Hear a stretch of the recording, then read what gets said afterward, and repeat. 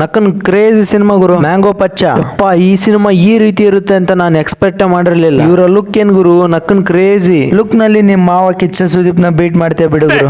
ಹೌದಾ? ಹೌದು ಹೌದು.